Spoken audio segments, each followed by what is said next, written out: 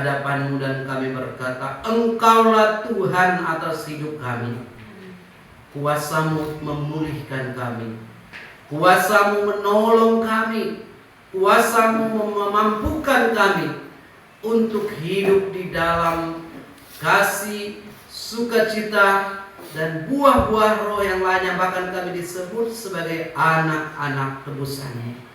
Saat ini ya Tuhan, kami rindu kembali awal tahun ini membuka lembaran yang baru bersama dengan Tuhan, dan membuka hati kami seluas-luasnya. Biarlah firman-Mu meneranginya.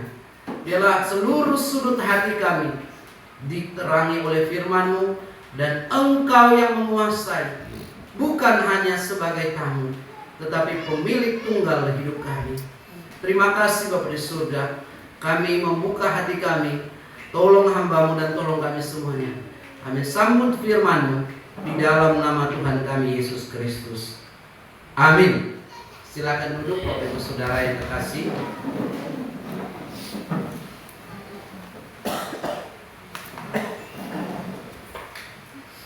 Terima kasih tim pemuji, luar biasa. Kita boleh memuji menyembah Tuhan dan sama-sama menikmati hadirat Tuhan. Shalom. Selamat tahun baru. Ada sukacita? Amin. Walaupun mungkin agak sempoyongan. Nah, sempoyongan bukan karena apa? Mungkin gak bisa tidur dengan nyanyian, termasuk saya, karena suara bising dan sana sini dan persiapan. Tetapi biarlah kita mengawali dengan baik. Dan kalau kita mengikut sertakan untuk mengawali kami dengan baik, maka Tuhan juga akan menolong kita sepanjang hidup.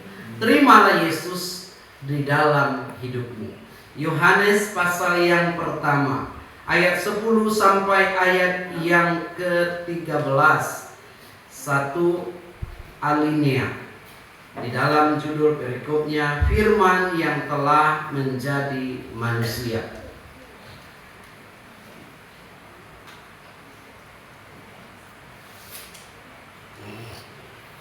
Jika Bapak Ibu sudah menemukannya, kita akan kembali bergantian membaca bagian ini. Ia telah ada di dalam dunia, dan dunia dijadikan melalui Dia, tetapi dunia tidak mengenalnya.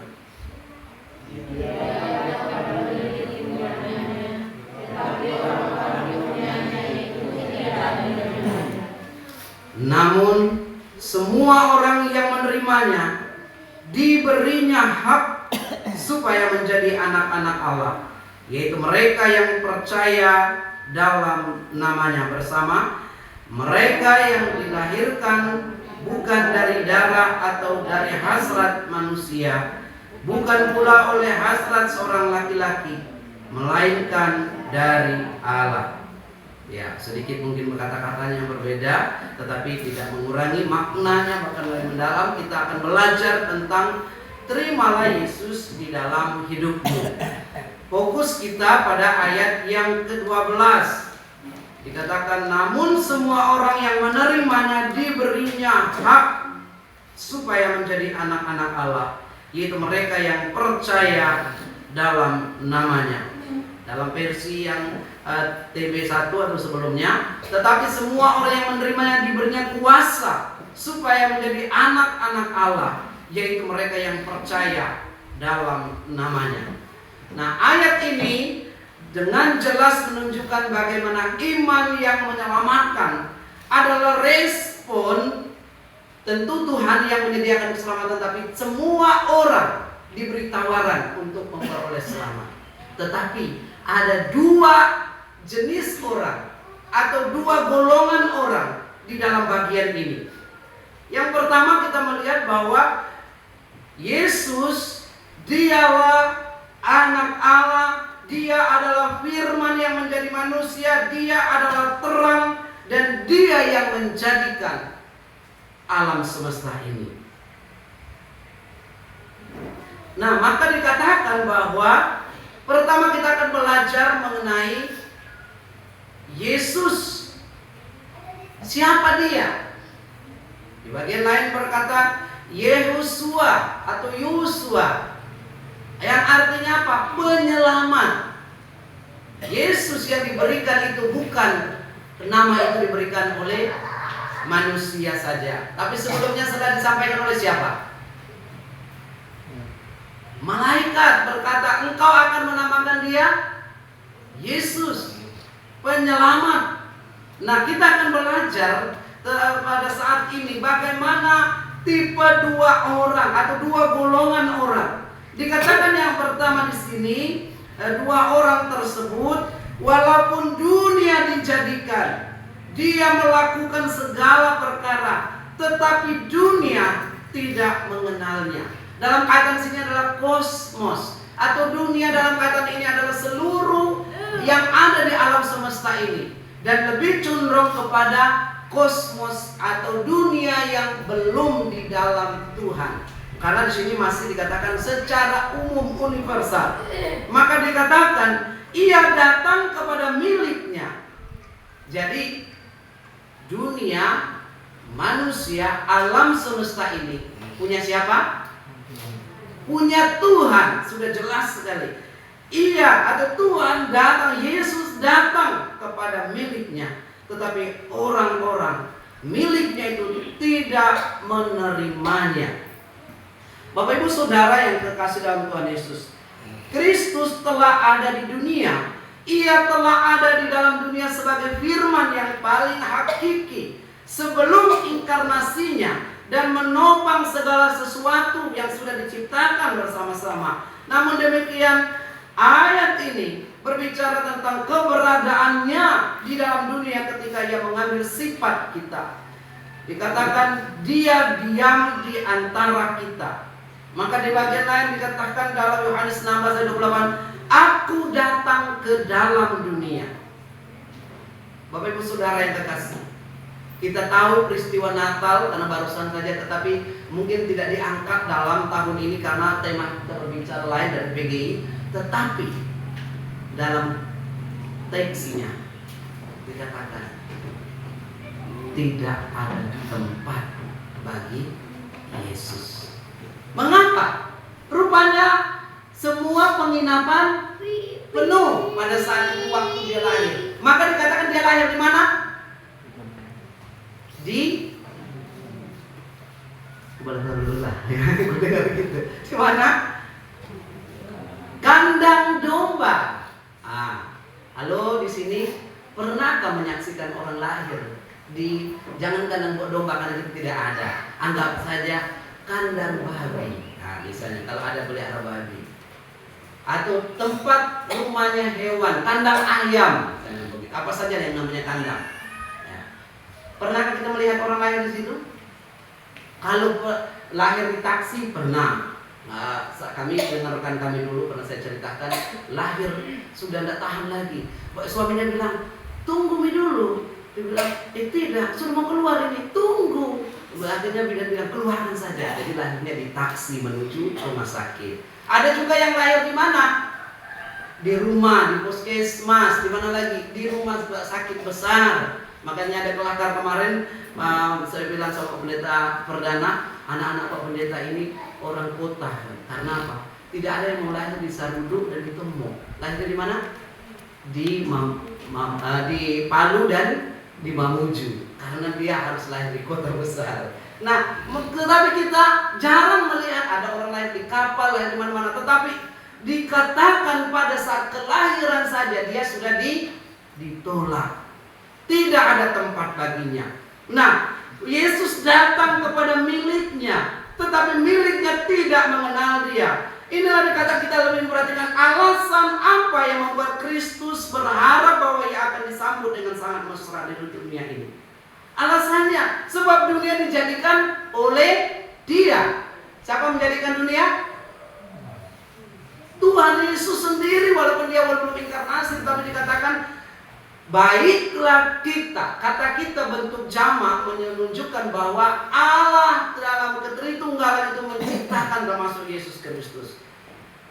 Ketika Tuhan Yesus datang ke dunia sebagai rupa manusia, inkarnasinya, maka dikatakan dia wajib dong atau harusnya diterima.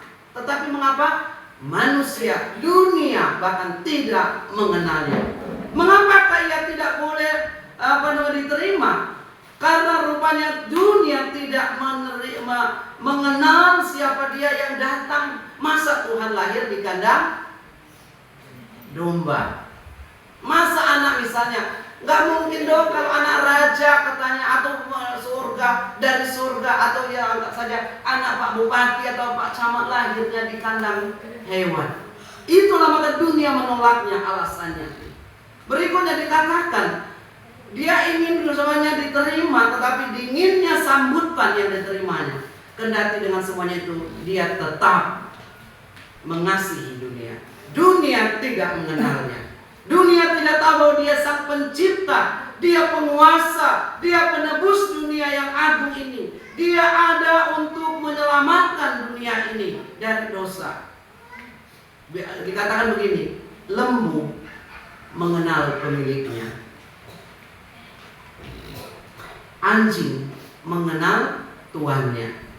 Anjing Mickey ini, walaupun kami tuan yang kedua atau ketiga ya, pendeta Mary dan pendeta perdana dan pendeta kami, dan jauh dengan motor kami, dia sudah kipas-kipaskan, dia mengenal siapa tuannya. Apalagi kalau Pak pendeta perdana datang, wih, dia minta dielus, Pak pendeta perdana dia angkat juga. Sebenarnya saya tidak mau mengangkat gitu, tapi ya mungkin tiap orang kan berbeda.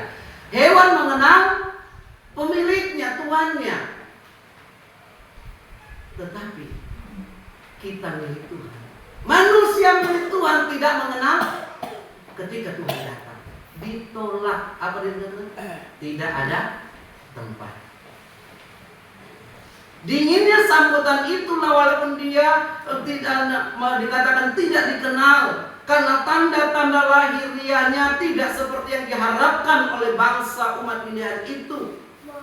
Tetapi ia datang kepada milik kepunyaannya, bukan hanya kepada dunia yang adalah kepunyaannya, melainkan juga kepada orang Israel. Milik kepunyaannya itu berarti orang yang sangat spesial. Bapak Ibu Saudara yang kekasih, kalau kita datang dan tidak disambut, gimana perasaan kita sebagai manusia? Enak nggak? Rasanya nggak tahan. Rasa saya mau cepat pergi. Tapi Tuhan Yesus tidak. Dia bilang, kalau walaupun saya ditolak, tapi saya tetap akan datang, tetap menyatakan kasih. Bagaimana kita kalau ketika kita tidak diterima? Biasanya kalau kita tidak diterima, tidak bahasa anak mudanya gaul itu, tidak at home, tidak merasa di rumah sendiri.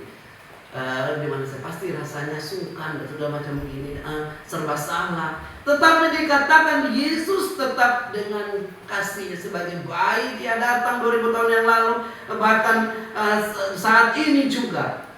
Apakah semua dunia menerimanya? Apakah semua manusia mengenalnya sebagai apa tadi? Yehosua atau penyelamat Kristus. Apakah semua dunia mengenal dia bahwa dia merapi? Tidak. Banyak orang mencari keselamatan yang lain. Banyak orang berusaha mencari jalannya sendiri. Bahkan dikatakan orang yang dalam dilahirkan dan dibesarkan sebagai orang Kristen kadang-kadang tidak mengenal Tuhan. Banyak yang namanya Kristen KTP. Artinya apa? Kartu tanda penduduknya beragama Kristen. Apakah sudah ada Yesus dalam hatinya? Nanti kita lebih dalam. Kalau orang mengenal Tuhan, pasti ketika ada sesuatu, pasti dia terlintas dan keluar kata-kata yang membangun dan mengenal cara orang mengenal Tuhan. Tetapi kalau orang yang belum sungguh-sungguh dilahirkan kembali, maka dikatakan manusia yang lamanya lebih keluar, bukan manusia di dalam Tuhan. Lebih lanjut dikatakan sih, bahwa orang-orang Yahudi pada waktu itu merupakan kaum yang rendah, kaum yang hina. Mahkota mereka telah diambil dari kepala mereka karena mereka menjadi pemberontak dan dibuang. Mereka tidak merdeka. Bahkan itulah yang dialami. Tetapi tetap Yesus datang kepada milik kepunyaannya. Orang-orang Yahudi yang adalah kepunyaannya, hanya sedikit yang memahami. Siapa yang memahaminya? Para gembala. Itu Memang mereka kelas bawah, tetapi mereka mulai mengenali. Orang Majusi ya, bukan orang Yahudi, tapi dia orang-orang pintar, ahli perbintangan. Mereka meresponi dan mau datang kepada-Nya. Bapak Ibu Saudara yang terkasih dalam Tuhan Yesus. Ini poin yang pertama, bahwa golongan di mana-mana ada banyak orang menolak Yesus. Jangankan percaya pada Yesus, mendengar nama Yesus aja gerah. Apakah ada kita bertemu dengan orang ketika dengar nama Yesus saja dia rasanya kayak cacing kepanasan kemana ya? Nggak mau dengar itu. Kita ingat kemarin minggu lalu Natal tanggal 26 di salah satu tempat di Jawa Barat, hanya mendengarkan dia lahir untuk kami, dia mati untuk kami. Satu RT mengadakan demo, jangan bernyanyi itu di lingkungan kami. Sampai ibu itu dia video, loh, kenapa ini hak kami untuk bernyanyi? Kenapa kalian kepanasan kalau kalian nyanyi tentang Yesus? Dia bersaksi begitu. Tetapi mau tidak mau, percaya atau tidak percaya, buktikan sendiri. Orang lain tidak mau mendengar nama itu. Iya Pak, iya. Banyak orang tidak mau. Jangan sebut nama itu. Bahkan ada pernah satu yang saya layani di Jawa Timur waktu itu, dia bilang memang dalam kondisi kerasukan, panas, jangan pakai nama itu. Loh, dingin begini. Saya bilang karena kami melayani mereka sampai jam 10 malam, dia kepanasan. Jangan sebut nama itu, jangan sebut nama itu. Belanda sebut nama mbahnya yang ada di Gunung Kawi disebutkan. Loh, sebenarnya tidak. Kami akan tetap panggil nama Yesus.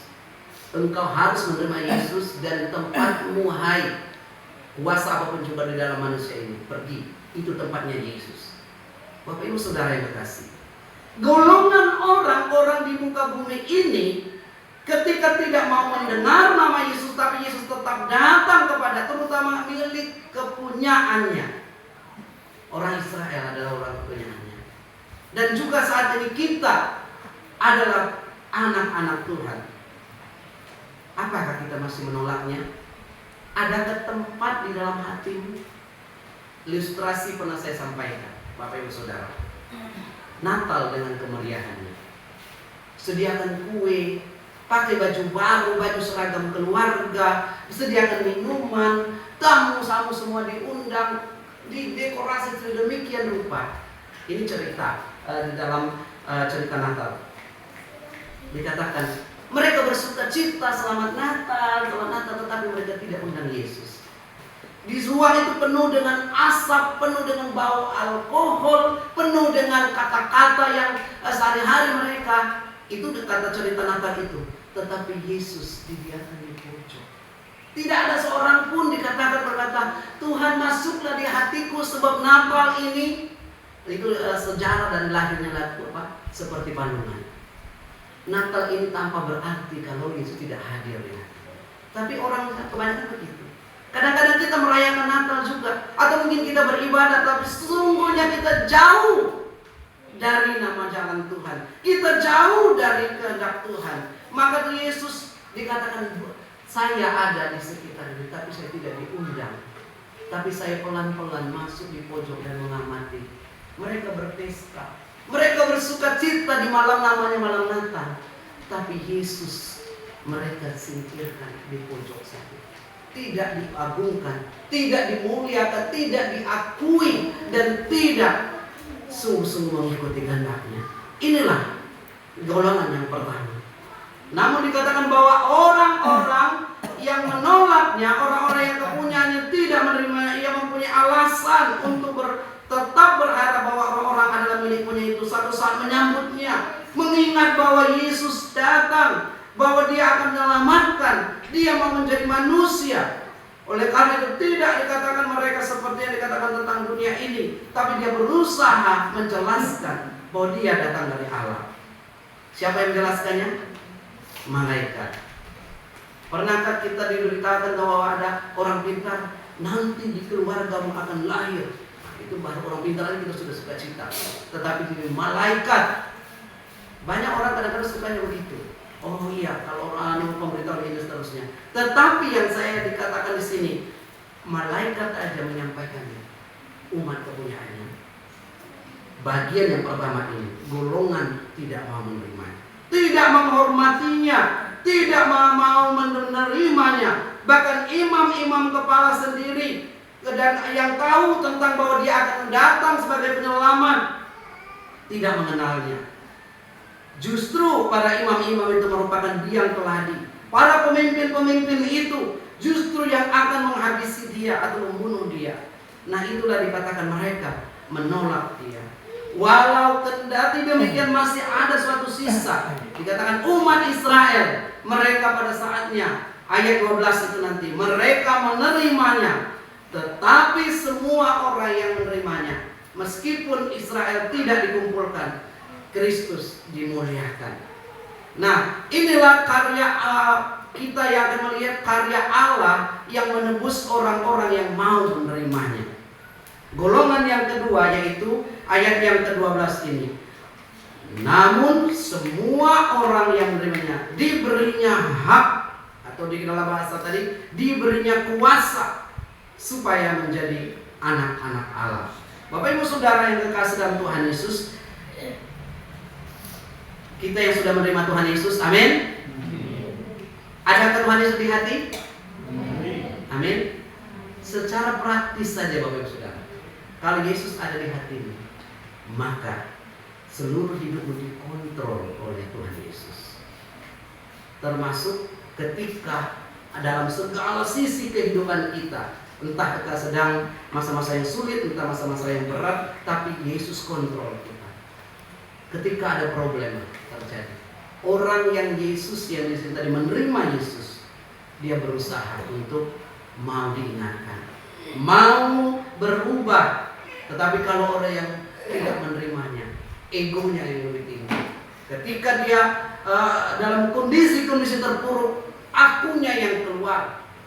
Ketika dia direndahkan, akunya yang keluar. Tetapi orang yang menerimanya diberinya kuasa untuk menjadi apa? Anak-anak Allah. Nah, gambaran dan ciri-ciri orang Kristen sejati itu bahwa ia menerima Kristus dan percaya pada namanya.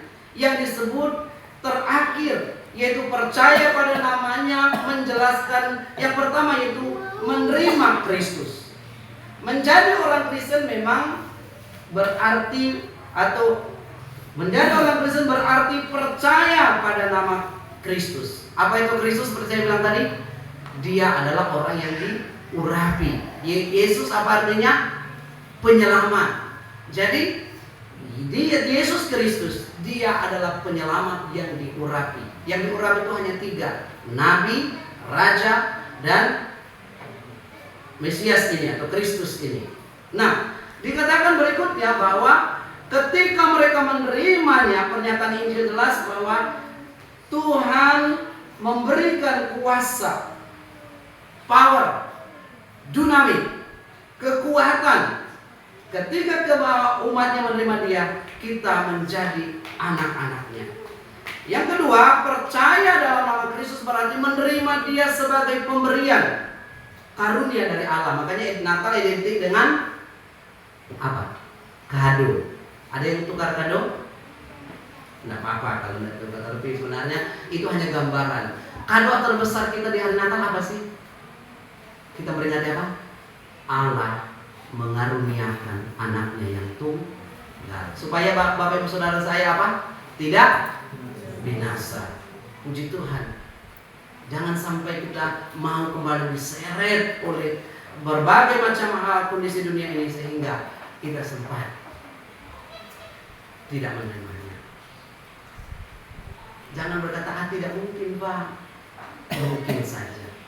Hidup kekristenan bukan bagaimana cara memulainya, tapi sepanjang kita memulainya. Saya bertemu dengan seseorang yang memang orang itu bilang, saya melayani Tuhan, memberikan diri untuk Tuhan, memberikan hartanya, memberikan pikirannya, mendukung pekerjaan Tuhan, menjadi pionir pembukaan suatu wilayah pelayanan.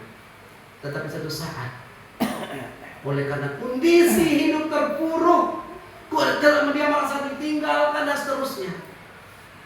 Kata orang, saya tidak tahu persis dari dia, tapi dari dia bilang itu hanya orang yang menjatuhkan saya, Pak. Tapi banyak orang yang bilang dia sempat. tidak mengakui Yesus. Dalam kondisi yang terpuruk, dia kembali, aku masih seperti yang dulu. Di depannya dulu dia menyampaikan firman Tuhan, tapi di depannya sudah ada cap yang botak-botak itu benar. Cap orang tua nggak pakai itu namanya. Terus biasanya nggak begini lagi, sudah begini lagi, dan gambarnya disebar. Kenapa? Inilah hidup kekristenan, Bapak Ibu Saudara. Saya ini berbicara mengenai fakta. Mengapa kita kadang-kadang tidak bertahan dalam kondisi yang berat? Tetap harusnya dalam kondisi seberat apapun juga, ku mau cinta Yesus selamanya.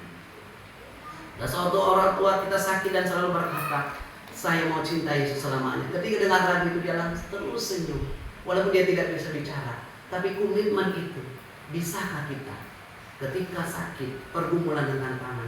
Golongan orang yang kedua ini ketika menerima Kristus, mereka mendapat hak istimewa untuk diangkat menjadi anak Allah, membuat mereka termasuk sebagai anak-anak Allah. Tetapi semua orang yang menerimanya diberi kuasa supaya jadi Allah yang mengaruniakan kuasa itu yang memulihkan dia, kuasa itu yang mengampuni dia, menyucikan dia, melayakkan dia untuk diangkat menjadi anak. Adopsi. Maksudnya apa? Kita dilahirkan dari kedagingan, tetapi Allah mengangkat kita, mengadopsi kita, menyucikan, menguduskan, dan melayakkan kita. Sehingga label kita apa? Bukan hanya nama keluarga yang dari misalnya dari NTT atau dari Sumatera yang ada, atau dari Nias biasanya ada nama-nama keluarga, dari Batak. Kami nggak ada di Bengkulu, tidak ada itu. Tetapi Dia memberikan kepada kita kuasa, dan kita dipanggil sebagai apa? Anak-anak Allah. Bangga nggak menjadi anak-anak Tuhan? Ada orang nggak mau. Mana saya menjadi anak Tuhan? Jangan sampai. Tapi tetap katakan, saya bangga menjadi anak Tuhan. Saya bangga menjadi miliknya Tuhan. Saya bangga dalam kondisi apapun juga. Mampu nggak kita berkata, saya bangga menjadi anak Tuhan. Bapak Ibu Saudara yang terkasih, berikutnya dikatakan hak yang menjadi kuasa itu oleh hak istimewa itu diangkat menjadi anak ini semuanya oleh karena karya Yesus Kristus tadi. Ia memberikan kuasa ini kepada mereka yang percaya kepadanya, jadi tidak kepada semua orang. Allah adalah Bapa yang dengan demikian Ia juga Bapa kita. Karena itu kita mempelainya dan kita memanggilnya apa? Bapa kami di surga. Maka tidaklah heran kalau kita memanggil Dia Bapa. Bahkan Dia karena kita menjadi anaknya Tuhan, maka kita bisa. Kalau seorang anak boleh dong minta sama bapaknya, boleh nggak? Boleh. Maka kita mintalah kepada Tuhan. Sebagai hak istimewa itu kita diberikan kuasa juga untuk mendekat kepadanya. Walaupun kita orang berdosa, jatuh bangun aku, kata lagu Mika. Tapi kalau kita jatuh bangun dalam Tuhan, harapan kita Allah memberikan istimewa itu dan kita pegang erat itu. Kelahiran baru yang akan menolong kita untuk terus diperbaharui di dalam Tuhan.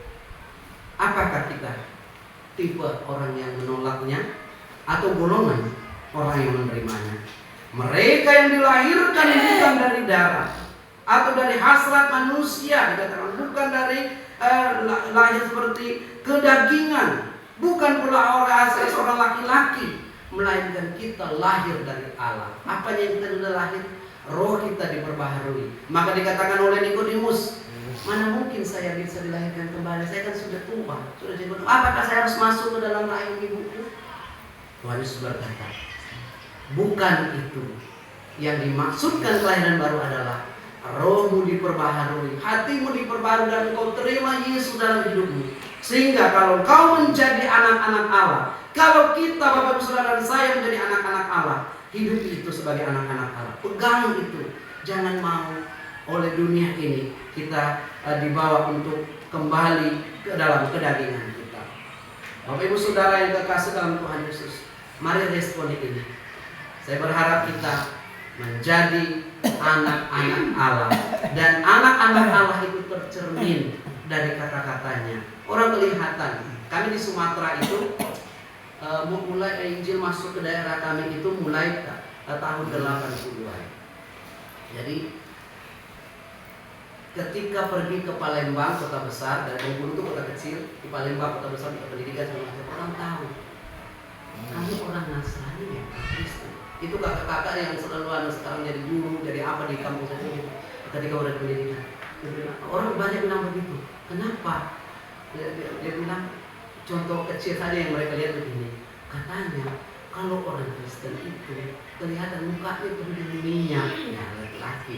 Kalau kami, karena paling tidak 5 kali diusap setiap waktunya, diusap dibersihkan. Kita ada kalanya membersihkan muka kita, tapi ada kalanya tidak. Itu satu hal yang dia lihat. Tapi dia bilang dari cara itu secara kelihatan jarak jauh. Tapi kami melihat kalian adalah orang Kristen adalah ketika kamu menyapa kami, ketika engkau memperlakukan kami, dan ketika orang Kristen hadir, orang tahu, walaupun mereka diam-diam. Maka ada postingan juga kemarin bilang, banyak orang bilang makan besar baru berdoa. Tapi saya, anakku bilang, mama, kenapa makan es krim juga berdoa? Nah, jadi orang di mall bilang, oh dia orang Kristen. Terus dia bilang, iya Pak. Bagaimana Bapak Ibu Saudara saya? Makan goreng pisang berdoa enggak? Tidak. Nah, minum kopi kalau baru pulang dari lokasi atau dari mana mengajar atau dari mana-mana, pernah berdoa enggak? Contoh praktis kecil sebagai anak Tuhan. Di rumah makan kita berdoa atau enggak? Atau berdoa dalam hati. Boleh enggak berdoa dalam hati? Boleh. Tapi sebagai anak-anak Tuhan, tunjukkan dirimu bahwa engkau bersyukur, terima kasih. Kure sumanga Tuhan. Terima kasih, thank you Lord. Karena kebaikan Tuhan yang menyediakan berkat ini. Tapi betapa kita malu. Jangan juga sampai cerita ini saya sangat saya selalu teringat di hati saya. Beribadah saja yang masih ada bawa Alkitab sembunyi dalam WC. Loh, kenapa kau sembunyikan? Ada di incaran situ, kosnya panjang, ada cewek sedang berincar, dia belum ke WC. Dede, ada cewek pulang gitu. Orang Makassar kan gitu. Dede, begitu maksudnya. Betapa engkau ke gereja saja, Alkitabmu disembunyikan di kantong hitam itu. Bukan gak baik, tapi ada kantong yang lebih baik. Kan ditanya pas ketemu, halo mau kemana? Mau buang sampah. Oh iya boleh. Nah, ketor ya saya itu baca. Betapa menyedihkan, nggak mau mengakui. Bagaimana menjadi anak terang, mana menerima Tuhan Yesus kalau kita tidak mau mengekspresikannya? Bapak Ibu Saudara, kita sudah menerima Tuhan Yesus, amin. Berani mengekspresikan. Bukan juga kita sembarangan juga, tapi ya sehari-hari lakukanlah tugasmu sebagai orang Kristen. Ketika mau makan, orang Kristen biasanya berdoa. Orang nggak Kristen aja selalu bilang Bismillah. Jangan nama Tuhan. Kita juga harus dalam nama Yesus bersyukur untuk kebaikan Tuhan. Bapak Ibu Saudara yang dikasihi, marilah kita menjadi golongan orang yang kedua, menerima Dia dengan tulus. Tempatkanlah Yesus dalam hatimu. Kalau seandainya bagian terakhir ilustrasi ini, rumah kita adalah kamar. Hati kita adalah rumah. Apakah Yesus sudah menguasai ruang tamu? Apakah Yesus sudah menguasai gudang? Gudang itu tahu nggak? Semua tempat menaruh sesuatu yang akan kita pakai lagi. Ya mungkin di dalam hati kita. Apakah Tuhan menguasai itu? Atau hanya sebagai tamu saja? Ketika dipanggil baru datang. Ketika diundang baru datang. Apakah Yesus menguasai area-area tertentu di hatimu, ekonomimu, masa depanmu, keluargamu, bahkan mulutmu, hatimu, pikiranmu dikuasai oleh Tuhan? Jika Yesus sudah lahir di hatimu, maka Dia akan terus menerangi jalan hidupmu. Mari kita yang sudah menerima kuasanya sebagai anak-anak Allah, lanjutkanlah itu terus-menerus. Pertobatan itu bukan hanya ketika Natal dan Tahun Baru saja, tapi setiap hari saya menerima Engkau Tuhan. Pimpin saya hari ini Tuhan. Tuhan sertai saya, Tuhan bimbing saya. Itulah teladan kita sebagai orang Kristen. Lebih daripada itu, ketika kita sudah menerima Tuhan Yesus dan menjadi anak-anak Allah, tidak perlu takut dengan hari esok, tidak perlu takut dengan pergumulan, tetapi tetap berserah diri kepada Tuhan. Selama kita masih hidup di tahun 2024 ini, ada persoalan nggak? Kita nggak undang, dia akan datang persoalan itu. Tapi kalau hari ini engkau sudah dan saya sudah menerima, Bapak Ibu Saudaraku semuanya saya kasih menerima Tuhan Yesus, maka Tuhan akan menuntun kita betapapun berat persoalan. Apakah ada air mata, ada sukacita, ada keberhasilan, ada tantangan, kalau kita mengikut sertakan Tuhan Yesus, Dia akan menjadi nakoda kita, memimpin kita dari sekarang sampai selama-lamanya. Kita berdoa.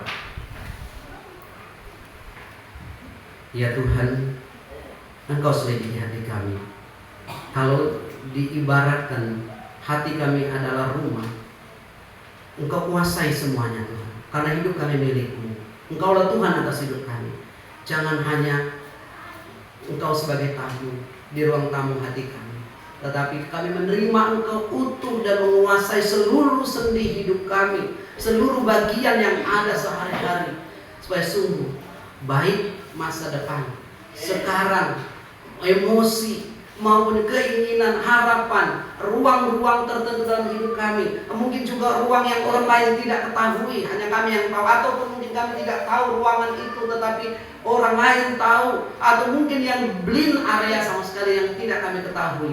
Kuasai semuanya Tuhan, karena kami tahu ketika kami menerima Engkau ada kuasa, dan kami memanggil Engkau sebagai Bapa yang mengontrol, menyediakan, memberkati dan menolong kami untuk menikmati yang baik berasal dari Engkau. Terima kasih Bapa di surga. Hamba-Mu terbatas, ampuni kalau ada sesuatu yang tidak berkenan kepadamu. Tapi sungguh Tuhan, mulai hari ini ajar kami untuk terus menerima Engkau, mengikut sertakan Tuhan dalam segala keberadaan hidup kami. Dalam nama Tuhan Yesus kami berdoa.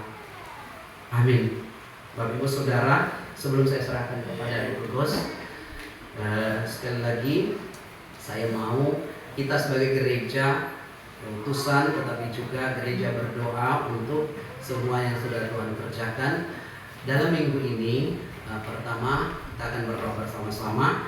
Terima kasih untuk kedua anak-anak saya, istilahnya kalau kami di sekolah, anak murid siswa kami, Elvia dan Kemeris Anita ini yang boleh ikut melihat pelayanan PPL, mereka istilahkan ada di sekolah.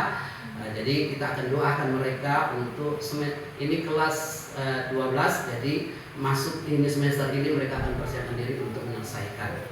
Ya, salah satu di antara mereka katanya mau masuk sekolah teologi, ya nanti tolong doakan juga. Mari kami undang untuk kedua anak terkasih dan sekaligus terima kasih, dan kita akan berdoa. Mari maju ke depan. Berikutnya juga kita akan berdoa dan mengutus untuk anak kita Deborah yang akan kembali melanjutkan skripsinya. Semangat berjuang, Yesus ada. Dan mari silakan ke depan juga kita akan berdoa bersama-sama. Nah, termasuk pelayan kita utus juga ke Mamuju untuk menjadi berkat di sana. Karena apa? Doa dan harapan kita banyak, kita doa support dari sini hampir setiap waktu untuk membangun. Dan beliau akan bekerja kembali. Kerja kembali ya? Iya kerja katanya. Oke, silakan kita akan berdoa untuk Ibu Betty supaya bisa membangun. Adakah yang mau berangkat dalam minggu ini? Oh, ya juga ya. Ike selain dalam menunggu, karena akan ada ikatan dinas berapa? 2 tahun. Mari silakan. Oke, kita bersama-sama berdoa untuk anak-anak kita. Inilah gereja kita doakan dan kita utus anak-anak kita yang akan, saudara-saudara ibu-ibu yang akan tentu aktivitasnya selama beberapa waktu mungkin tidak ada bersama, dan secara khusus bagi saudara Melis dan saudara Elvia, salam kepada kepala sekolah Bapak Pendeta Jeffrey dan semua rekan-rekan, tetap semangat. Dan untuk Nona Bora, semangat juga dalam kami akan jadi tim doanya. Ibu Baby semangat melayani Tuhanmu di sana, itu banyak jiwa menanti bersama-sama dengan Evangelis Vicky dan juga saudara Santike yang akan praktek ikatan dinas sore. Mari kita berdoa bersama-sama. Saya berdoa. Ya Tuhan, kami bersyukur untuk anugerah-Mu, kehadiran saudari-saudari ibu terkasih selama masa raya Natal ini. di tengah keluarga, di tengah jemaatmu, kami boleh merasakan kekeluargaan yang indah. Kami bersyukur Tuhan Yesus untuk saudari kami Evangelis Deborah Tube yang boleh menjadi berkat bagi kami. Pulang memang bersama menengok orang tua di sini, tetapi sungguh menjadi berkat dalam masa raya Natal ini, membagikan firman Tuhan, menguatkan, mendoakan kami semuanya. Terima kasih Tuhan. Dan hamba berdoa dalam nama Yesus, Tuhan berkati juga dalam hidupnya ke depan, di mana dia akan menyelesaikan studinya di STT Bandung pada bab yang kedua, ketiga selanjutnya dalam skripsinya. Tuhan memberkati semua yang dibutuhkan di dalam skripsinya. Tuhan tolong, baik biaya maupun juga literatur, dosen pembimbing, dan Tuhan tolong mempermudah semuanya. Harapan kami dia menyelesaikan tepat pada waktunya sebelum praktik 1 tahun. Dan juga dalam nama Tuhan Yesus untuk saudari Merlis dan juga berdoa untuk Elvi. Ya Tuhan berkati kebersamaan kurang lebih 15 hari yang ada di tempat ini. Biarlah dia mereka melihat bagaimana pekerjaan Tuhan secara real, dan untuk mempersiapkan diri mereka jika Tuhan menghendaki mereka akan dipanggil untuk menjadi hamba Tuhan berikutnya. Hamba berdoa dalam nama Tuhan Yesus, hambamu Ibu Feti bersyukur untuk boleh bertemu keluarga di sini, dan bersyukur hari ini boleh melayani. Tuhan memberkati juga, jadikan dia berkat di tengah-tengah terutama keluarga yang dia tinggal, tempat dia kerja, tidak mengenal Tuhan. Mereka yang belum percaya pada Tuhan. Dan di samping itu ada pos pelayanan penginjilan yang ada di Mamuju yang dipimpin oleh penginjil Vicky. Biarlah sungguh juga dapat bekerja sama dan memajukan pekerjaan Tuhan, karena kota Mamuju mau direbut untuk pemulihan Tuhan. Ada jemaat GMI yang berdomisili, yang punya rumah pekerjaan di sana, ataupun yang sakit dan berkumpul di rumah sakit seterusnya. Biarlah sungguh maju oleh anugerah Tuhan, dan Tuhan karuniakan hikmat dan kekuatan. Terima kasih untuk pelayanan yang Kau berikan. Demikian juga anak kami, saudari Ike, Sintike, Meriani, Martin yang sudah menyelesaikan studinya di bagian gizi, dan saat ini akan tinggal menunggu penempatan, akan praktek atau ikatan dinas selama 2 tahun di satu lembaga. Kami percaya, jadikan mereka sebagai anak-anak Tuhan, jadikan mereka sebagai terang dan garam di tengah-tengah pekerjaan, di tengah-tengah studi, di tengah-tengah tugas dan tanggung jawab. Oleh sebab itu pada siang hari ini kami sama-sama berdoa, mohon anugerah-Mu Tuhan. Demikian juga mungkin saudara yang lain yang mungkin tidak sempat, yang akan pulang, yang akan bekerja dalam minggu ini lagi, Tuhan tolong. Bahkan jemaat Tuhan yang akan datang juga Tuhan tolong, sehingga sungguh kami menikmati sukacita. Hamba mengutus seluruh rekan-rekan, saudara-saudari, ibu terkasih dalam tugas pengabdian, studi, dan dalam setiap apa yang mereka lakukan. Dalam nama Bapa, Anak, dan Roh Kudus, berkati jalan hidup mereka, tuntun mereka, dan jadikan mereka juga berkat dimanapun mereka berada. Buatlah mereka berhasil. Ini doa kami naikkan di dalam nama Tuhan kami Yesus Kristus. Haleluya. Amin. Silakan duduk kembali. Terima kasih. Dan mari silakan diteruskan.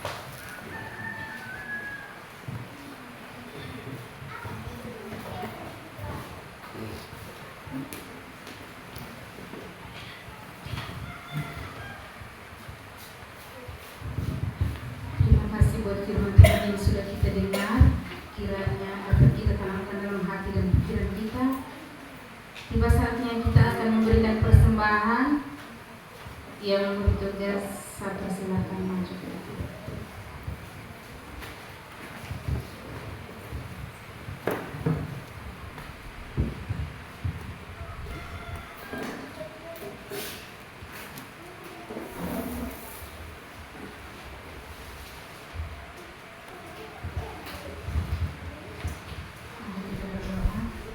Terima kasih Bapa di surga, terima kasih Yesus. Kami boleh bersyukur kepada-Mu ya Tuhan, buat firman yang sudah kami dengar pada pagi hari ini Bapa. Kiranya firman yang kami dengar ya Tuhan tidak lalu begitu saja, tapi dapat kami lakukan di dalam kehidupan kami hari per hari.